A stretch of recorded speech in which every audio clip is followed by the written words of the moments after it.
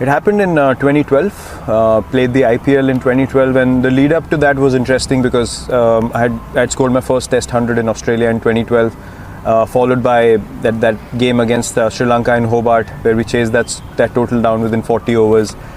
That came out of nowhere. Honestly, I did not believe that I could do something like that at the international stage. It happened. Gave me so much belief from there, and then Asia Cup came, and I got 183 against Pakistan.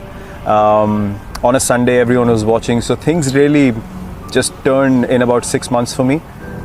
But I forgot the basics of the game. I started, becoming more desperate, and I thought, this IPL, I'm going to dominate everyone.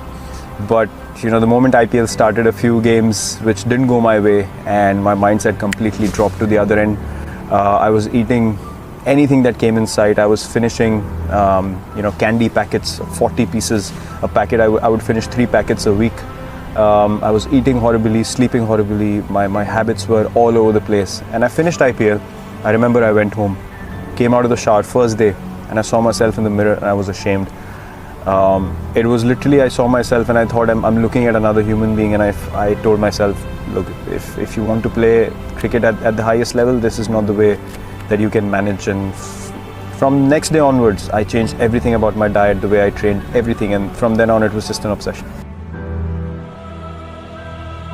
Look, when I step onto the field, I have to believe that I'm the best, because my mindset, as I said, was very clear from the first time I started playing this game.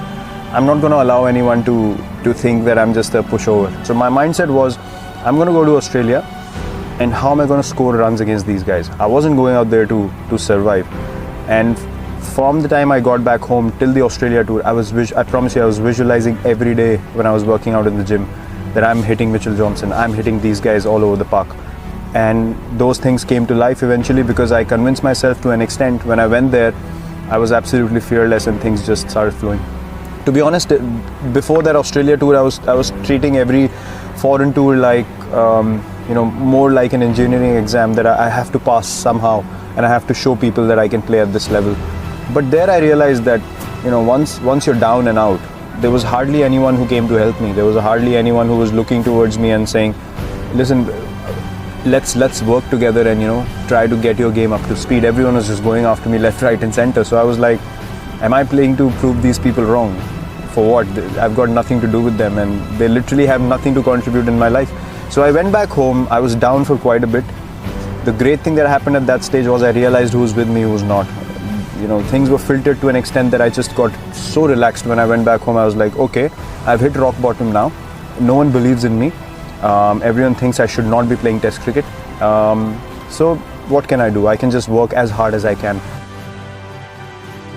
For me, one thing was always very clear. When I step onto the field, I'm going to give 120% every game that I play.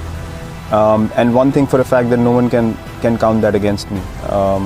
Till the time I play this game, I am going to play this way, and this is who I am. And if my mindset in the field is simple, I will not stand around wanting people to do something that I'm not able to do first.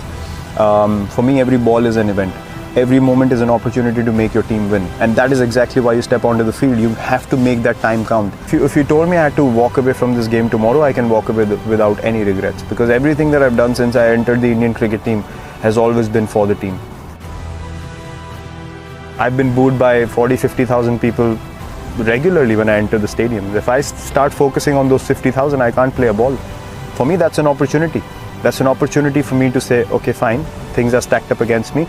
Let me test myself how good I am. There always have been 2 options for me. Either it's fight or flight, and I've never taken flight. Fight or flight? I've never taken flight. For me, that's just not because look, I can take flight if I can't sleep peacefully at night.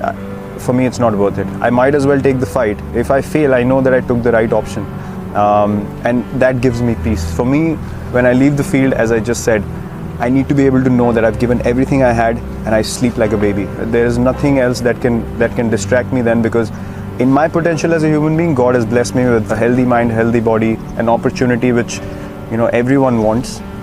So I have to be honest to that. I have to live up to that. So for me, these things are just a process, just a part of the process, which is you keep moving forward. You keep taking the positive option.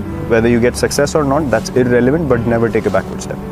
Face the fear, look it in the eye and say, fine. I'm gonna have a smile on my face, and I'm gonna keep coming at you. And that's how I live my life as well. I don't live my life half and half. I've never done something which I'm not 100% convinced about. So for me, as I said, if you wanted me to walk away now, I'd have zero regrets in life or in cricket. But this culture is what is more dear to me, and I will do everything in my ability. Even if we lose a test match, I want us to go for the win, and not surrender or try to save a test match on day 3 or day 4.